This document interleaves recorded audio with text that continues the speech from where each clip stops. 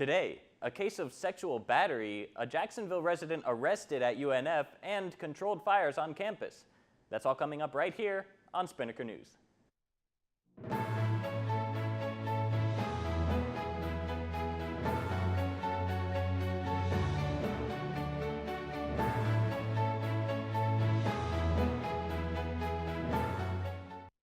I'm Patrick Lloyd. You're watching Spinnaker News on Spinnaker Television. On February 16th, a UPD officer was dispatched to the Osprey Cove to meet with a possible sexual battery victim. The 19-year-old female student said a male suspect forced himself on her and bit her neck. The officer did not notice any bite marks on the victim's neck when he checked. UPD said that the suspect is known, but a warning was not put out because UPD doesn't feel that the suspect is likely to bother anyone else. On February 15th, an officer pulled over a vehicle for the tag lights being out. The subject was a 50-year-old Jacksonville resident. He said that he didn't have a license on him, but a driver's license check was made, revealing that the subject's license had actually been revoked for being a habitual traffic offender on May 16th of 2011. The suspect was then placed under arrest and read his constitutional rights. All right, Ospreys, now it's time to catch up with the weather. Here's Vanessa Pearson.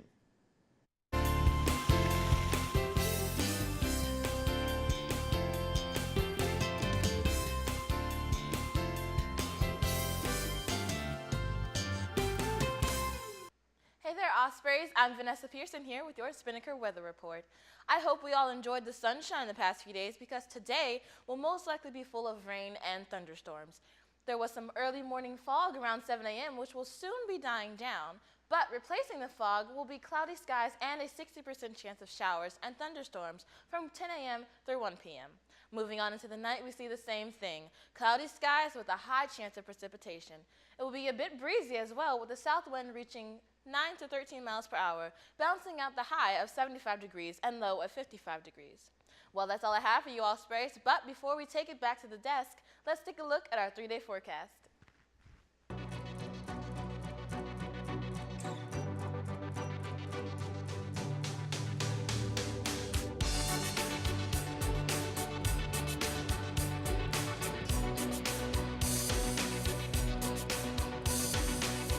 Thanks, Vanessa. Yesterday, 4 men from Environmental Services, Inc. were setting controlled fires at the Sawmill Slough Preserve at UNF. The purpose of these fires is to clean the area. UNF ecologist Justin Lemons talked about the benefits to these controlled fires.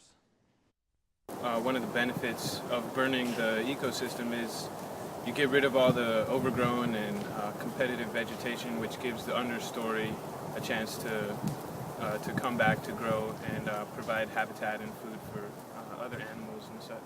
These controlled burns occur about every 2 or 3 years. All right, Ospreys, now it's time for your sports update. Here's Sam Hauser.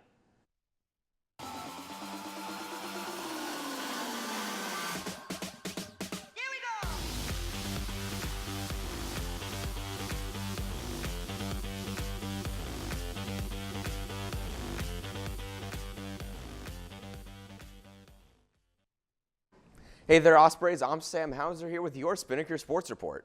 The men's basketball team had 4 games left on their schedule heading into last night's meeting with USC Upstate.